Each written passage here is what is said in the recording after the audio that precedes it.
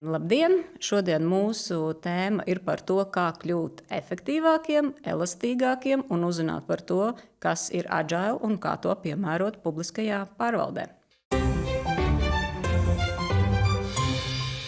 Šis ir Valsts administrācijas skolas podkāsts Izaugsmes formula, kurā mēs runājam par digitālās transformācijas jautājumiem.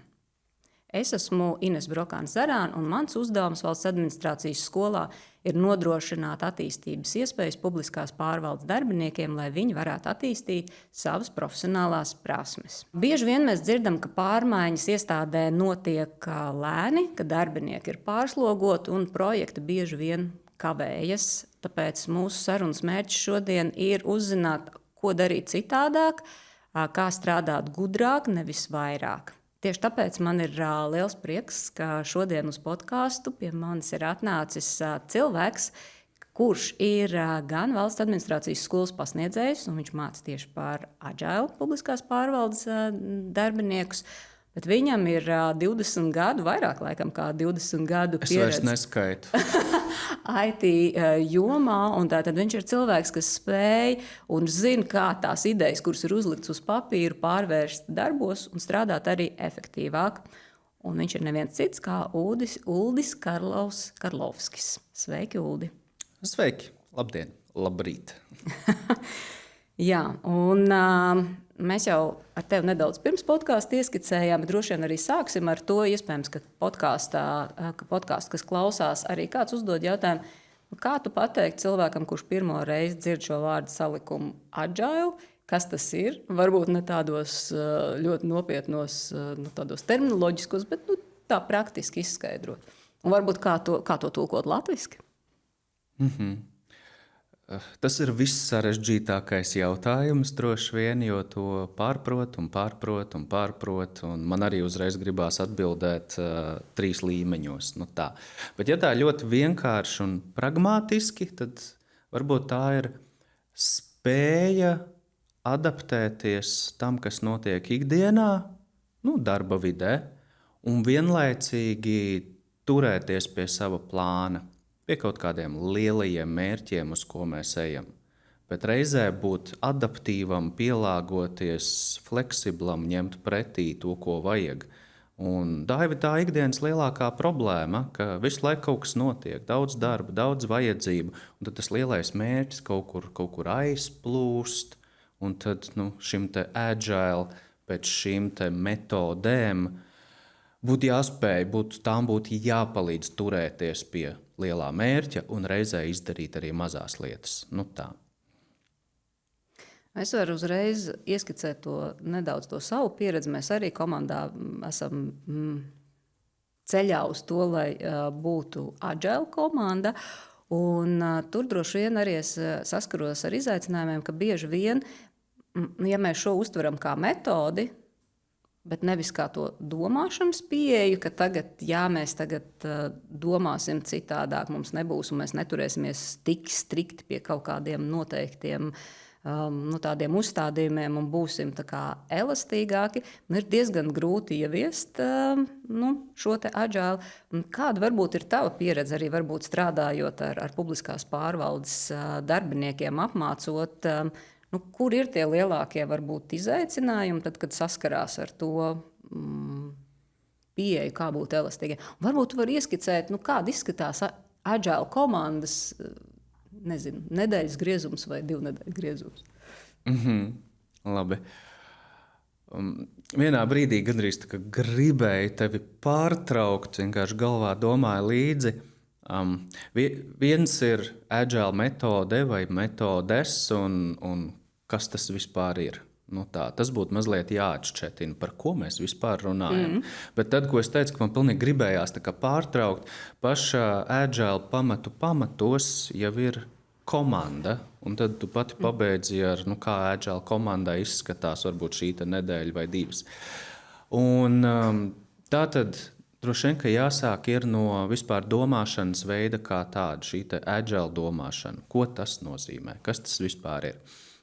Un to ļoti tieši sasaistot kopā arī ar tādu svaigāko pieredzi, tikko darbā, sadarbojoties, atbalstot valsts administrācijas skolu, tad šī izpratne, kas vispār ir agile komanda, to ir ļoti grūti pat paskaidrot, jo to saprot tad, kad izbauda uz savas ādas.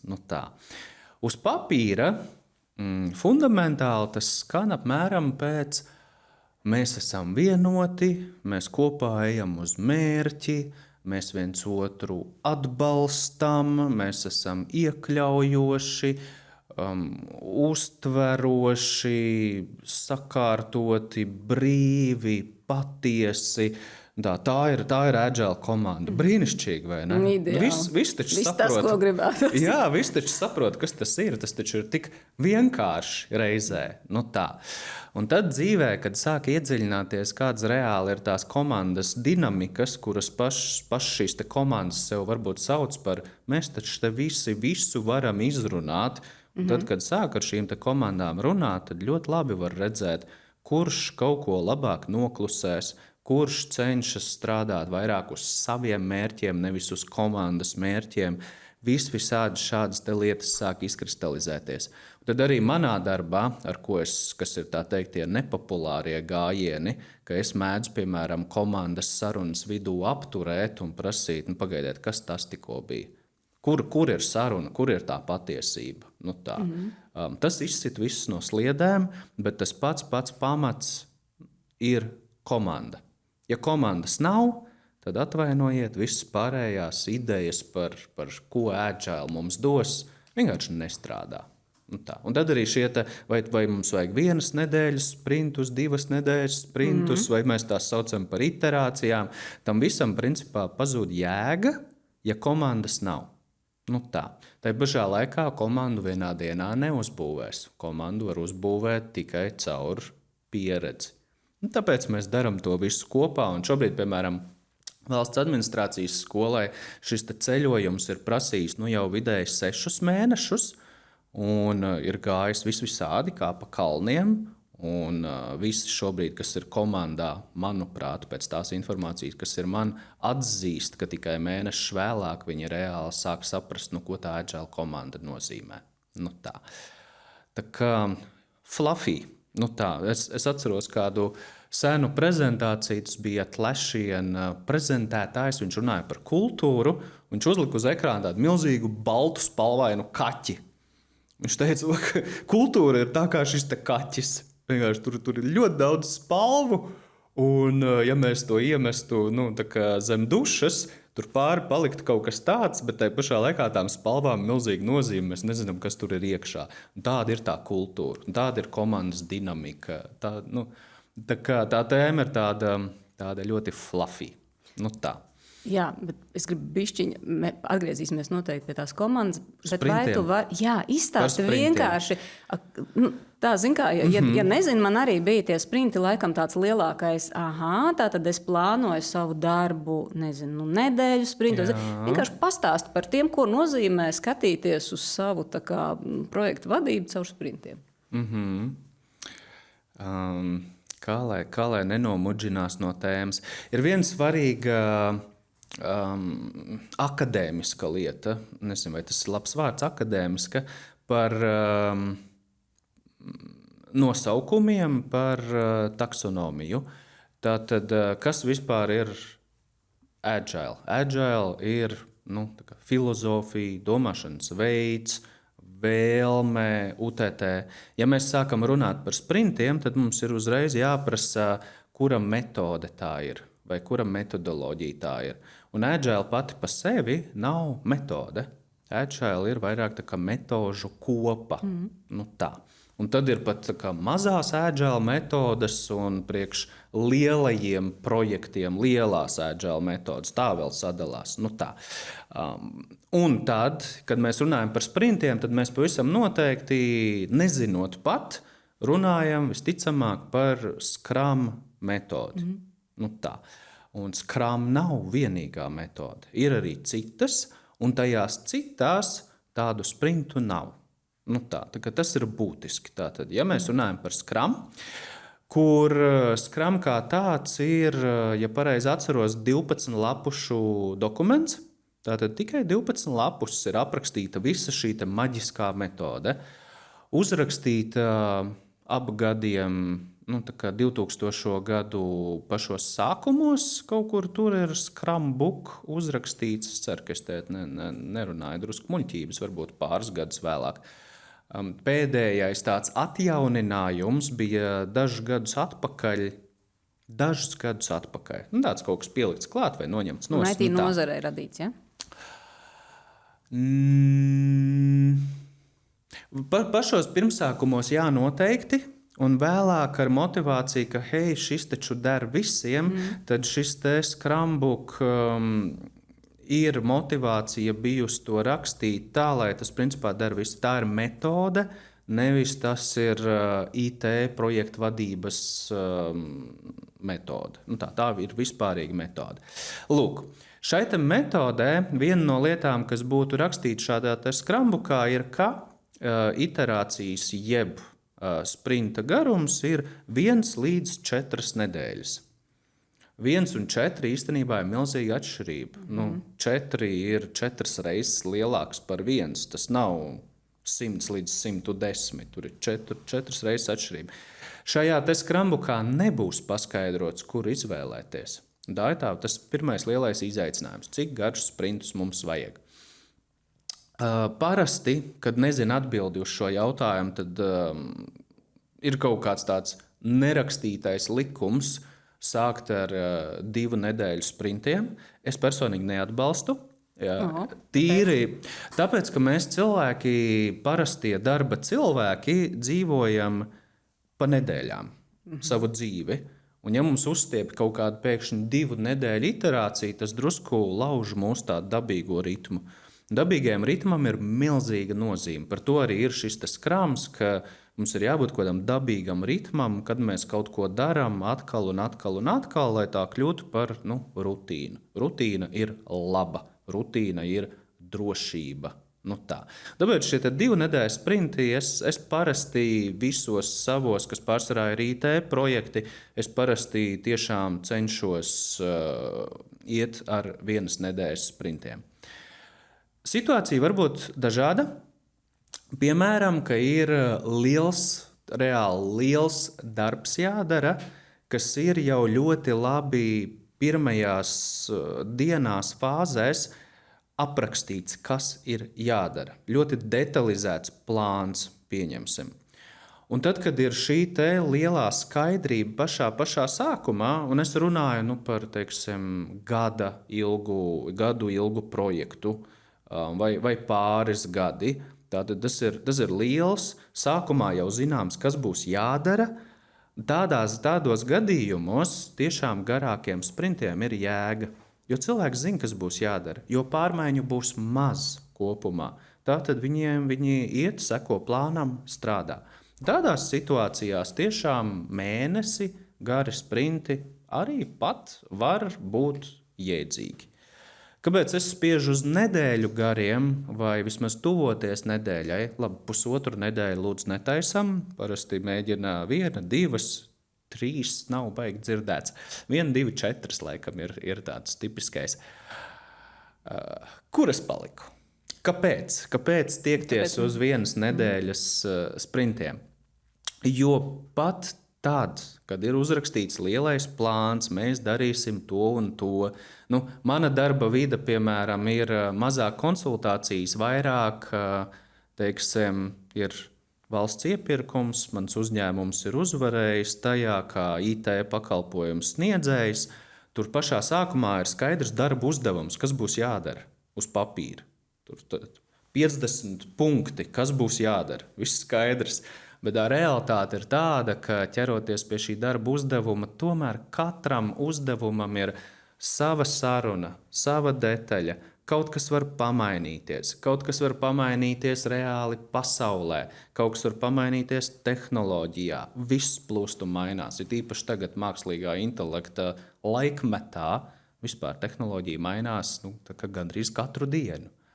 Un tad pie tādas, lai sekotu, lai varētu tādu dinamiku izspiest, tad nedēļas sprinti. Dažreiz ir jāsāk domāt, varbūt pat nedēļas sprinti ir pārāk gari. Ir vesela tāda teorija, uzrakstīta 2009. gadā. Ir tāds brīnišķīgs cilvēks, Donalds Reinhardsons. Dzīvē neesmu saticis, esmu tikai pačatojis ar viņu, tik slavens neesmu.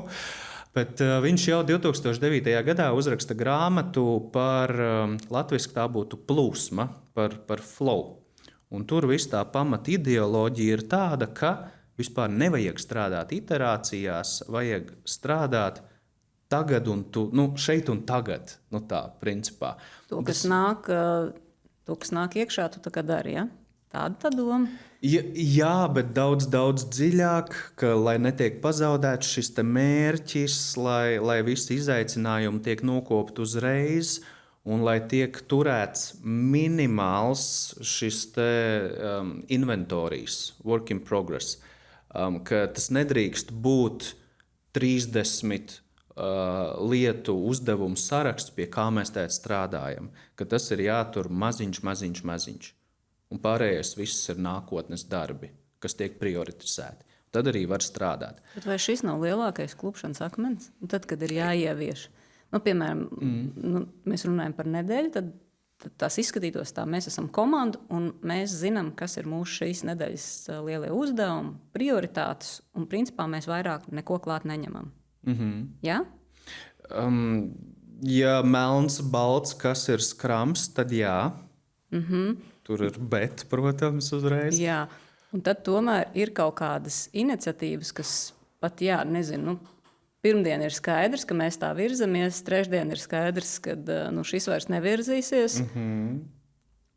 Un tad jau vēl ir tādas, kaut kādas idejas, kas rodas pa ceļam kaut kur, un tu viņus gribi tā kā paņemt, un tu viņus tā kā ieliec tajā vietā, kur kaut kas ir apstājies, bet tas jau nenozīmē, viņš tikai nāk klāt. Nozīmē, nākamā nedēļā jau vairs ir daudz lielāks, un beigās sakrājās tas, ko tu saki, ir tas mega lielais, un tad ir tā, ka jūt, ka kaut kā neiet uz priekšu.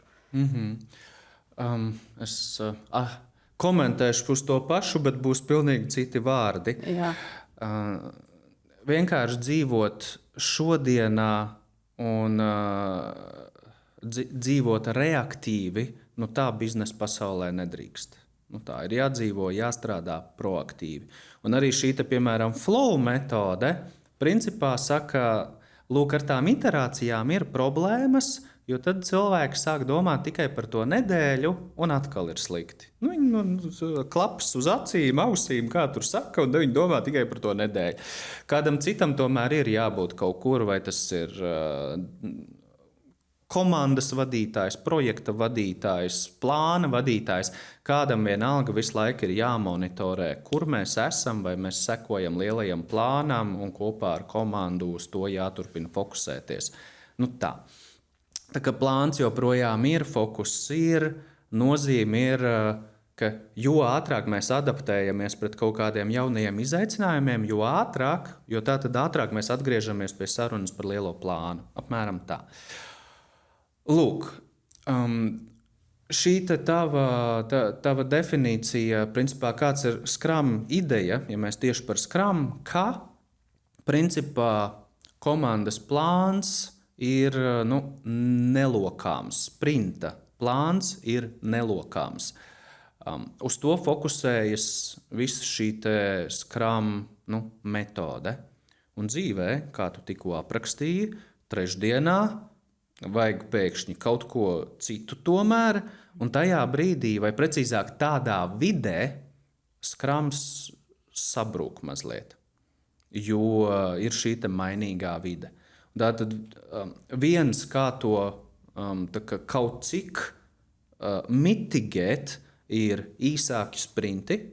Un tad ir mazāk iespēja, ka vismaz šai nedēļā notiks kaut kas tāds, ko mēs nevaram atlikt uz vēlāku. Mazāks risks. Ja mums ir 4 nedēļas sprints, pavisam noteikti kaut kas notiks tāds, ko mēs nebijām plānojuši. Tā ir tā atšķirība par šo sprintu garumu. Bet tad, ja mēs paņemam normāla cilvēka vai normālas komandas ikdienu, kurai kura nav ielikta 4 sienās ar vienkārši vienu lielo uzdevumu. Tā ļoti reti notiek dzīvē. Arī biznesā tā nenotiek, arī valsts sektorā tā nenotiek. Nav tā, ka 3 cilvēki tagad drīkst iet spēlēties ar rotaļlietām mēnesi. Nu, nav tā.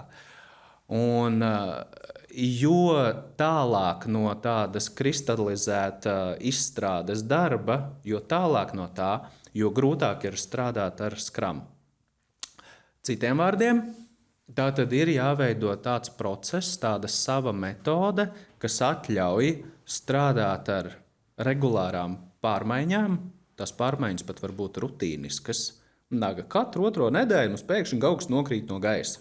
Tā jau pārvērš par rutīnu. To tā tad var kaut kā plānot. Var sākt plānot pārsteigumus. Tad, ko es mēģinu ar to visu pateikt, ka Scrums centrā ir ļoti forši. Tas ir mazais ritms. Tas mums iedod šo tā saucamo ritmu. Vienkārši ritmu. Tas mums iedod ritmu, bet tad mums visticamāk būs jāliek klāt kaut kādi citi momenti, lai mēs būtu pa īstam agile. Tā varētu teikt. Lai mēs būtu spējīgi paņemt arī jaunās lietas un tam līdzīgi.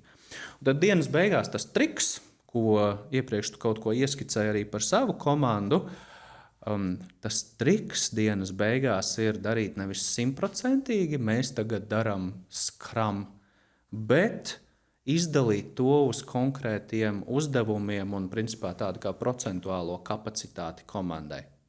Ka, lūk, 30% no sava laika mēs darīsim Scrumu tam un tam mērķim. Konkrētiem projektiņiem. Konkrētiem projektiem. Vispār Scrum mērķis ir radīt. Tas ir pats svarīgākais. Ar Scrum mēs izstrādājam, mēs radām kaut ko jaunu. Un tad, kad Scrum mēģina ielikt vienkārši ikdienas rutīnā, kas ir ikdienas rutīna? Zvana cilvēku uz telefonu, sūdzās, ka man es šorīt atnācu nosalis, man mājās nebija karstā ūdens. Šis bija ļoti augsts rīts, piemēram. Lūk, un tādas lietas notiek, un tā tad kaut kur jāzvana, jāsaka, nav karstais ūdens, UTT. Tādai situācijai, tādai lietai uzlikt Scrumu ir pilnīgi bezjēdzīgi. Tā ir rutīna kādam otrā pusē, ka tur pazūd ūdens. Tātad Scrumam ir jārada. Un tad kāds varbūt varētu teikt, pagaidu, tu pateici visas šīs lietas, tad mums to Scrumu varbūt vispār nevajag. Un tad bija ļoti foršas apmācības valsts administrācijas skolā pirms pāris mēnešiem. Tur bija 20-25 cilvēku grupa. Un pēc maniem skaistajiem stāstiem par Scrumu apmēram šāds te bija tā atgriezeniskā saite, ka tad jau mums vispār šo nevajag. Bet ja tiešām pilnīgi godīgi cilvēks, pat nevis cilvēks, ja vesela komanda ir situācijā, kur no viņiem netiek sagaidīts kaut ko radīt jaunu, netiek sagaidīts kaut ko uzlabot, kaut vai savā darba procesā, ja tiešām tas netiek sagaidīts, tad to Scrumu nevajag. Bet es fundamentāli nepiekrītu, ka tādai komandai vispār būtu jāeksistē. Jebkura komanda, darot jebkuru darbu, varētu vismaz tik daudz domāt, kā uzlabot savu darba efektivitāti. Vismaz tik daudz. Pat ja viņi nebūvē neko jaunu. Arī par to var apsēsties 4 cilvēki un padomāt, hei, mēs darām šādi. Vai tiešām nav labāka veida, kā šo darīt? Ja ne labāka, tad savādāk. Kaut kā pamēģinam, paeksperimentējam. Cik bieži tas būtu tā jādara? Vai tas ir nedēļas griezumā? Ja mēs atsaucamies uz Scrumu, tad to dara starp sprintiem. Un tad tas ir atkarīgs, cik garš ir sprints. Tā tad reizi nedēļā kādai komandai, kas ir ļoti operatīva, tiešām operatīva komanda, katru dienu notiek viens un tas pats. Reizi mēnesī, labi. Tās būtu, principā tās ir šīs tā saucamās retrospekcijas, tur ir konkrētas vesela kaudze ar ieteikumiem, metodēm, kā vadīt retrospekciju. Principā atliek tā teikt, paprasīt, neteikšu, ChatGPT jau pateicu, bet paprasīt Gemini, piemēram, kādas ieteikumus iedod man ieteikumus, kā novadīt retrospekciju, un tur būs 5, 15 un 50 dažādi veidi, ar to komandas vienkārši var spēlēties. Un tad, sekojot šiem te vienkāršajiem noteikumiem, nonāk pie secinājuma, ka nākamā sprinta uzdevums ir pamēģināt ieviest šo te jauno uzlabojumu. Viss jau ir ko darīt. Un tas sprintā. Ir tas mazais sprints, par ko mēs runājam, tie 30%. Tad šis ir viens no tiem, kas ir 30%. Lūk, savos tajos rezervētajos 30%, pat ja tie ir 10%, kaut vai, tad mums ir jāizdara šis te, ko mēs šodien izlēmām pamēģināt. Un, ja pēc mēneša satiekās un nekas nav izdarīts, tad ir jāsāk strādāt jau ar komandu. Bet vai tad nav tā, ka Agile, vai tu tad noprecizēsi, kas tā pa metode, ka mēs tomēr katru rītu arī ieskicējam, kas notiek un tur, tad izslēdzam to iespēju, ka mēs tikai pēc mēneša par to runājam? Šis ir aizliegtais jautājums, tūlīt paskaidrošu. Šī ir Pandoras lāde. Man nē, bet dažiem citiem. Paskaidrojot uzreiz. Jā, atbilde pirmkārt ir jā. Labā prakse pavisam noteikti ir katru dienu tikties šajā te par nosaukumu ir tik daudz diskutēts, vai tas ir stāvam kāju, plankā stāvam kājas. Par planku es vispār labāk neizteikšos, ko es par to ideju domāju. Bet katrā ziņā, jā, vajag satikties sarunā. Tik daudz vajag. Un tad ir jautājums, piemēram, labā prakse vai arī šī Scrum grāmata, tur ir šī lieta, tā ir viena no ceremonijām, tā tur ir iekļauta, ka tam jābūt katru dienu. Tā pašā laikā, ja mēs esam reāli un mēs tiešām uz šo te izpildu rezervējam 10% sava laika, vai tiešām mums būs par ko runāt katru dienu par šo lietu, ja mēs tam sakam, ka mēs tam rezervējam 10% sava laika? Tas tiešām, es tagad it kā pats sev runāju pat pretī, mans pienākums ir runāt par labo praksi, bet šajos te izņēmumu gadījumos var beigās sanākt tā, ka cilvēki satiekās un viņiem tāds, šodien vispār nav priekš šī laika, mēs tos 10% izdarīsim vēlāk, tad jau mums nav par ko runāt. Tā. Tāpēc par to ir jāpadiskutē, cik daudz ir pietiekami, cik daudz ir par daudz, bet normālai Scrum komandai, kas katru dienu strādā, es izfantazēšu skaitli, bet kurai vismaz 70% ir kaut kā jauna radīšanā, šis te daily stand-ups ir obligāts. Un tad es esmu redzējis tiešām daudz inženierus, daudz komandas, kuras saka, mums nav par ko runāt katru dienu. Pilnīgs muļķības. Tā nevar būt. Tā tad jāmācās runāt ir. Tā. Es tūlītās, man īsti jau redzēju, man bija jau tas jautājums. Es gribu tādu noprecizēt. Tad tie stand-up, tu domā, ir tikai tiem 30%. Ja man ir daily darbi, kas ir, ko es daru, tad principā nav tā, ka tur man viss iet forši vai tur bija kaut kas. Tad principā mums tā doma ir tāda, ja šis ir projekts, kur mēs gribam konkrētu rezultātu, tur ir konkrēts pārmaiņas, un tad tas ir tas, par kuru mēs runājam. Ja tas ir 10% no mūsu kopējā darba, tad tam nav jēgas ikdienā, vai ne? Tad es varu to varbūt reizi nedēļā, bet ja tas ir vairāk, tad tā ir ikdiena. Jo vienkārši es gribu teikt tā, mēs ar komandu tiekamies katru dienu, mums tās nav 5 minūtes, jo mēs jau tur aprunājam par un tur, un tad tas sāk reizēm likties, ka tiešām kādam tas varbūt tērē laiku, jo mēs runājam viņš gribētu jau kaut ko citu darīt, un ja tas ir attālināti, tad viņš arī to darīs. Tā kā šis, man liekas, ir ļoti precīzi, laikam, jā, kad nevis vienkārši sanākam un... Tieši tā. Katrai sanāksmei ir jābūt ar jēgu, un jēga nav, labi, kādreiz jēga varbūt arī vienkārši sanākt kopā, bet darba ikdienā jēga nav sanākt kopā. Šorīt uzķēru tādu, dzirdēju interesantu ideju. Šobrīd lasu vai klausos senu grāmatu, saucās 5 komandu disfunkcijas. Grāmata ir sena, grāmata ir jau pat jāsaka nemoderna. Patriks Leončīni ir autors, ja es pareizi atcerējos vārdu.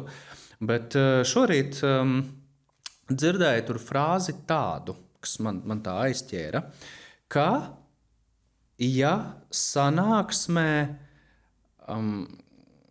ja sanāksmē pat jāsaka tā, nav konflikta, kuru apspriest, tad šī sanāksme nav vajadzīga. Un principā tas ir par sanākt kopā un parunāt par kaut kādiem rezultātiem. Ir forši svinēt, bet ne visiem tas interesē, un varbūt ne visiem to vajadzēja. Tādas lietas ir jādara, bet kopumā katrā sanāksmē ir jābūt kaut kam, ko risināt. Šī visa daily stand-upu ideja varbūt īsti neatbilst tam, jo tur mērķis ir galvenais savā starpā apmainīties ar informāciju, ko darīju es, ko darīji tu, vai mēs kaut kur saskaramies, vai kādam ir kādi izaicinājumi, vai kādam vajag palīdzēt. Tur varbūt šis ko es tikko pateicu no Patrika Leončīni īsti neatbilst, bet kopumā par citām visādām sanāksmēm būtu jābūt mērķim tur kaut ko risināt. Tad cilvēki ir iekšā, tad viņiem ir par ko runāt, UTT. Tātad es arī savā ikdienā ļoti nodalu, kad man ir kura sanāksme ir reāls stand-ups, un mēs stingri kontrolējam laiku, cik ilgi mēs to darām. 5 minūtēs gan ir manā gadījumā, piemēram, neiespējami, man ir jāpaskaidro uzreiz. Es šobrīd savu vidi, savu uzņēmumu, savas komandas esmu izveidojis tā, ka dienas stand-upā mēs 15 minūtēs aprunājam 4 projektus, savstarpēji nesaistītus. Un tie ir 8 cilvēki uz 4 projektiem, katrs tā teikt pa vienai kājai tur, un mēs 15 minūtēs ar to tiekam galā, dažreiz pat ātrāk. Dažreiz gribās aizķerties. Un tad tas ir ļoti svarīgi, ka komanda respektē laiku, viens otra laiku un saka, jābeidz par šo diskutēt. Runājam atsevišķi tikai tiem cilvēkiem, uz ko tas attiecas, UTT. Tas ir par izstrādi, tas ir par tiem 30 vai 10%. Kā vadītājs man taču ir visādas tomēr tās rutīniskās lietas, vadības lietas, status kaut kādi, update, birokrātija, vienalga, kā mēs to saucam. Un tā mēs organizējam citas sanāksmes ar citu nosaukumu, ar citiem mērķiem. Un varbūt ne visas ir jautrākās sanāksmes, bet tās ir nepieciešamas. Katrā ziņā nekādā gadījumā es netaisu vienu sanāksmi visam. Tad ir hauss. Bet stand-ups tev tiešām ir, jūs stāvat kājās? Nē, es tomēr inženieris un strādāju ar inženieriem, un tā taisnība ir tāda, ka nestāvam, sēžam un neprasam nevienu stāvēt. Vai kalendārā saucās stand-ups? Man liekas, ka mums rakstīts ir daily. Man šķiet, ka mēs to saucam par daily. Ir vietas, kur tās sauc par Scrum sanāksmēm. Man tas mulsina, jo visa metode ir Scrum, un tad tās Scrum sanāksmes. Tā ir tikai viena no Scrum ceremonijām. Tas man mulsina. Jā, un par kājās stāvēšanu. Man pati pirmā pieredze, kur es vispār redzēju šo te kājās stāvēšanu, bija tad, kad es biju inženieris, jau pirmos mēnešus komandas vadītājs. Un tajā brīdī man tāda IT pieredze bija laikam 6 gadi apmēram. Es jau domāju, ka es kaut ko saprotu. Pēc 6 gadiem nozarē, tā kāps pa profesijas kāpnēm, un jau vadītājs tā vienai savai komandai. Un tad tie sanāk gadi kaut kādi 2, neatceros gadus, nav svarīgi. Ja mēs tā ātri parēķinam, tad tie ir kaut kādi 13, 14, 15 gadi atpakaļ. Tā, apmēram. Un es nokļūstu Londonā, un tā dzīvē sakrita. Bija iespēja nopelnīt reāli ar milzīgu risku reizē, jo kas to zina, vai tas nav viss kaut kāds joks. Bet es nokļūstu uzņēmumā vietā, kur tiešām cilvēki ceļas un reizes dienā iet viens otram pretī, ir inženieri, iet viens otram pretī, stāv, runā ar blociņiem rokās, izstrādā tehnoloģijas priekš tabletēm, priekš iPadiem tā laika. Un, tiešām inovatīvi inženieri stāv, daži ar blociņiem, daži no galvas, ko atcerās. 5, 6 cilvēki pārunā ātri, kas notiek. Un es iekļūstu tajā video, man ir tāds, wow, kas te notiek? Kas tas ir? Vai cik interesanti. Nu tā. Un es tajā uzņēmumā pavadīju 3 mēnešus plus 1, kā plānots. Tas bija tāds ļoti konkrēts gadījuma darbs. Es atbraucu atpakaļ uz Rīgu, uz to pašu uzņēmumu, kurā es pirms tam strādāju. Un tad tur es sāku ķerties pie savā komandā, pirmkārt ieviest šīs kājās stāvēšanas. Visa pasaule kļūst aizvien digitalizētāka. Un cilvēkiem aizvien jocīgāk liekas runāt vienam ar otru, un visi aizvien vairāk sēž pie ekrāniem. Bet kaut vai tur nav ko slēpt, brīnišķīgi 9 gadi ir pavadīti Latvijas lielākajā IT uzņēmumā Accenture, kur, piemēram, mēs citas komandas tā nedarīja. Es vienmēr kā nodaļas vadītājs prasīju, manai komandai, manā telpā vajag lielu ekrānu pie sienas. Un ja mēs to lietosim, ja mēs iesim pie tā ekrāna un mēs runāsim par savām lietām. Un tad šī ikdienas sanāksme, cilvēki pieceļās no saviem datoriem, tur ātri pieslēdzam datoru, palaižam lielo dēli uz lielā ekrāna, cilvēks stāv ap ekrānu un ātri pārrunā progresu. Nu tā kā iesaku katram to turpināt praktizēt. Mūsdienu izaicinājums jau ir strādāšana no mājām, ko es pats ļoti piekopju arī. Un tad gan šis ja viens strādā no mājām, pārējie iet stāvēt, tas paliek pilnīgi muļķīgi. Tā realitāte tāda, ka sēžam, runājam. Tam ir mīnusi.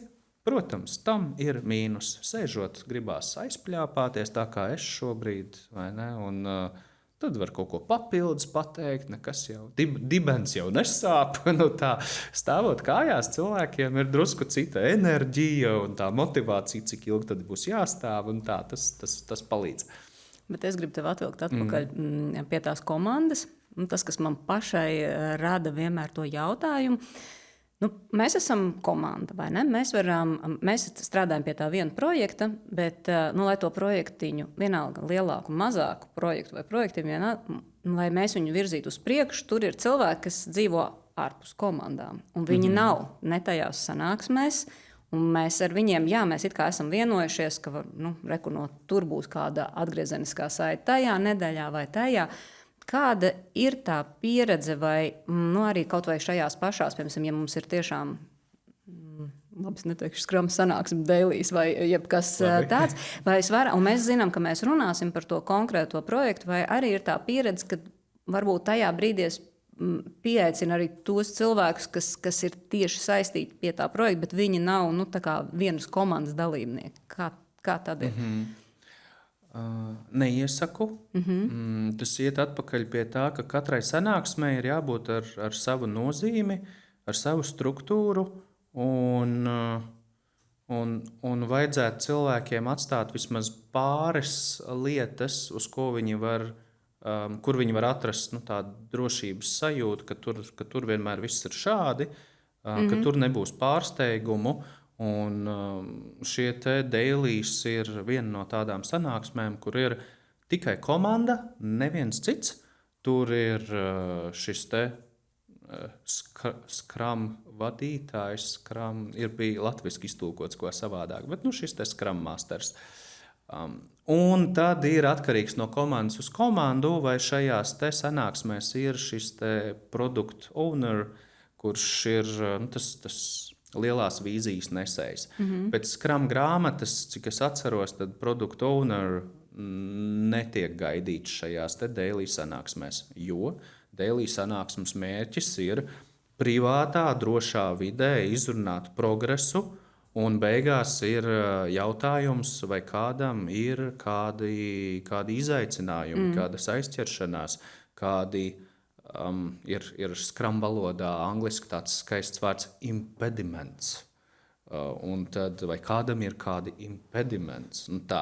Un tomēr, ja cilvēks uz kaut ko ir iesprūdis, vai nedod Dievs, viņam ir bail kaut ko pateikt augstākam kādam vadītājam, vai vienalga kāda tā situācija, tad šī ir tā drošā vide, kur reiz dienā viņš var izteikties, un ātri komanda domā, ko darīt tālāk. Vai pierakst to, ir tāda problēma, risinam vēlāk, vai jūs tiešām uz vietas 30 sekundēs izrunāt to plānu, vienkārši iedrošina cilvēku, ej runā, vienalga kāda tā situācija. Tā kā tur papildus cilvēks noteikti nevajag likt klāt. Tad ir vietas, vai ne vietas, vienkārši ir vajadzība turēt kaut kādus šos te, aizmirs latviski vārdu, šos te stakeholders. Sadarbības partneri. Ir kaut kāds precīzs latviešu tulkojums, bet katrā ziņā iesaistītās puses. Iesaistītās puses. Tādas, kurām, ja mēs reizi nedēļā viņiem pastāstīsim, kas notiek, tad droši vien, ka kopējā sadarbība būs labāka. Kopējais progress būs labāks, ja šie cilvēki, konkrēta loma kaut kāda ārēja, zina, ko mēs darām. Varbūt mums šai lomai reizi nedēļā vajag kaut ko pajautāt arī. Tad es tam pavisam noteikti organizēju atsevišķu sanāksmi. Ļoti iespējams, ka visa komanda turpat nepiedalās, ka tur piedalās tikai daži, kas tālāk jau tās sarunas saturu var pārējiem kondensēti pastāstīt, nodot un tam līdzīgi. Tā kā ar tādiem ārējiem runājam atsevišķi. Tad Scrums ir tikai viena no metodēm, vai ne? Bet tas iteratīvā metode. Iteratīvā metode. Es pirms tam vienā brīdī pieminēju šo te flow metodi, ko kādi lean zinātāji varēja identificēt ar kaut ko dzirdētu. Tad ir milzīgs jautājums, parasti lean ir agile vai lean nav agile. Tiem, kas ir dzirdējuši par lean, kas ir tā teikt, cita skola apmēram par to pašu, bet tur ir atšķirības. Pavisam noteikti tur ir atšķirības. Bet kāpēc to saku? Tāpēc, ka lean skolā, lietošu vārdu skola tagad, ir ļoti, ļoti populāra metode, kas saucās Kanban. Radusies, cilvēki lēš, ka radusies ap 60. Toyota Japānā būvē automašīnas ātrāk. Tur būtisks vārds laikam ir ātrāk un lētāk par visiem citiem autoražotājiem pasaulē. Un cilvēki tur ir priecīgi iet uz darbu, tas ir brīnums. Tā ir tīpaši 60. Tad visa Amerika brauc uz Japānu skatīties, kā viņi taisās mašīnas, un viņi mēģina nokopēt šīs metodas, un viņiem nesanāk. Un katrā ziņā šai te Kanban metodē, kas tur tika lietota, tur tie pamata koncepti ir ļoti līdzīgi šai te flow metodei, ka tur nav tādu izteiktu iterāciju, tur eksistē iterācijas, jo mums visa dzīve ir pakārtot kaut kādām iterācijām. Bet katrā ziņā tur ir vairāk par to, ka nozīme ir tam, kas notiek tagad, kādas ir vajadzības tagad, un svarīgākais ir tās vajadzības prioritizēt. Un tad ņemt to augstāko prioritāti. Apmēram tā, tieši tik vienkārši. Tā flow metode ir līdzīga, bet tā iedod papildus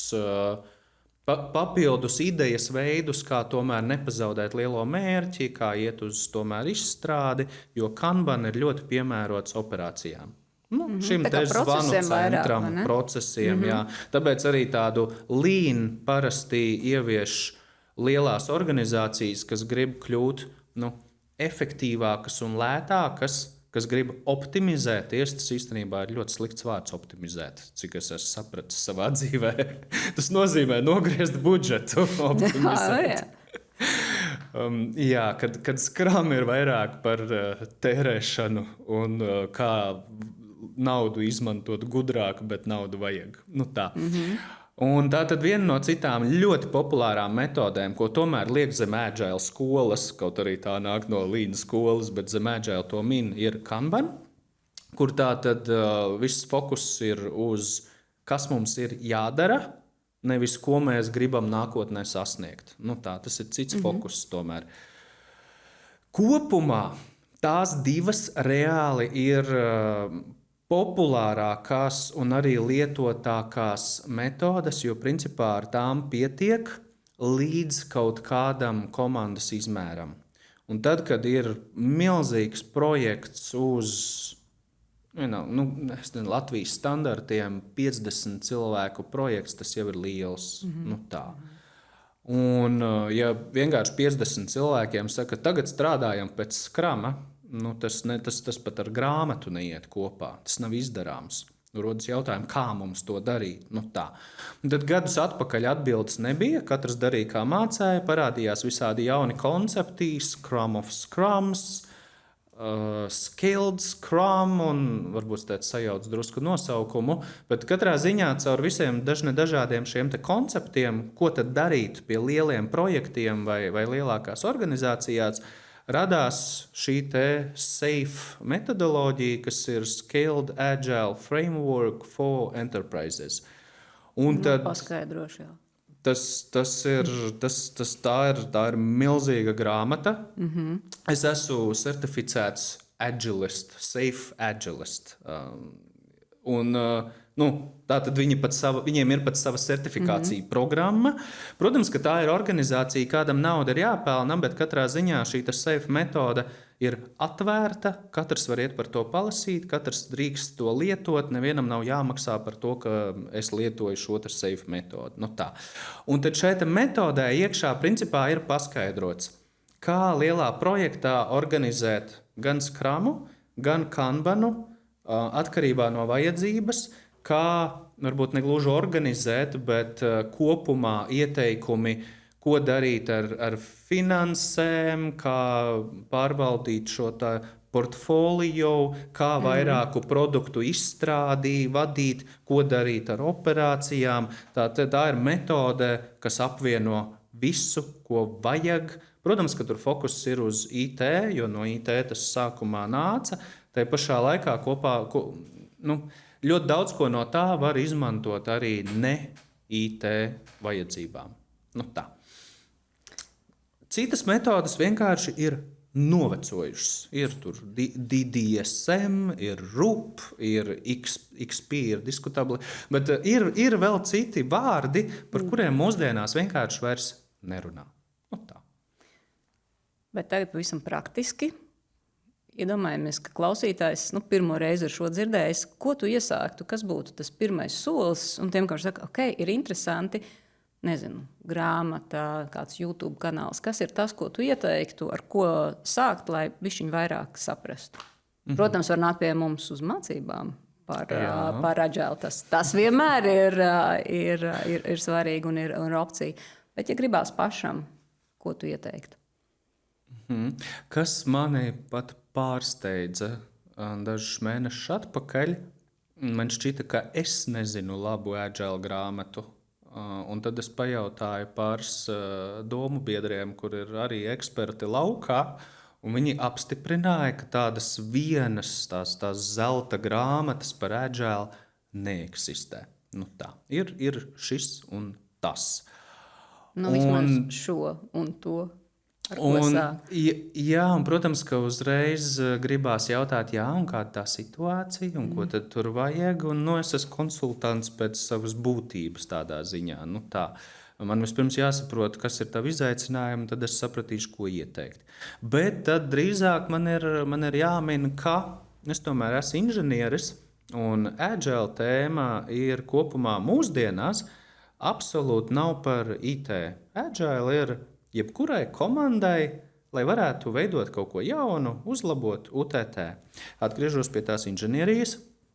Inženierijā, IT pasaulē tieši mums ir tāds atkal metožu kopa, kas iet plecu pie pleca ar agile un saucās DevOps, viens vārds.